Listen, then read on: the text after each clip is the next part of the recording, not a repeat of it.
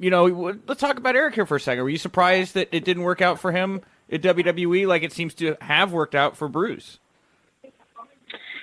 Well, yes and no. I mean, listen, I think it's unfair for anybody to compare the two because realistically, Eric never really worked in the WWE. And I know people would say, "Oh, yes, he did. He was there from this time to that time," but that wasn't in the office. He was a contracted performer. He would show up at TV at 1:00 like everybody else. Right.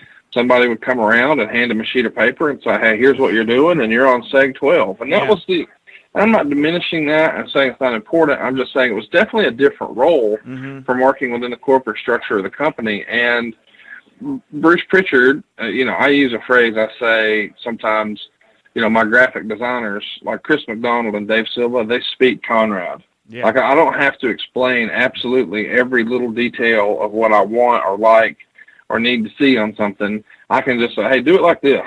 And it could be the most simple instruction ever, but they know what I mean when I say that. And I feel like Bruce Prichard has that same relationship with Vince, where when Vince says XYZ, a lot of normal people would hear XYZ, but in reality, he really meant something different. He really meant, LMNOP. And Bruce knows that. Bruce speaks Vince.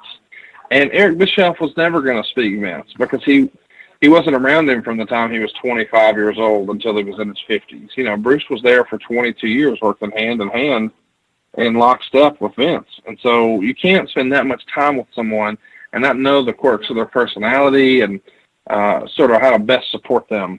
So I think, Bruce is back where he really probably always should have been, and just, life got in the way or circumstances changed. And, with a little bit of time, it heals all wounds and provides a little clarity. And now he's flourishing, and I'm happy for him.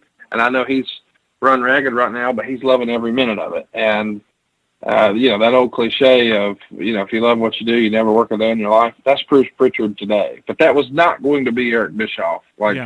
Eric had never been a part of that machine or any of that. So this was very much drinking water out of a fire hydrant for Eric, but he had a good time doing it, and he chalks it up to a great learning experience. And he's already got a lot of irons in the fire for the new year. So he's excited for what's next, and I can't wait for people to learn more about that.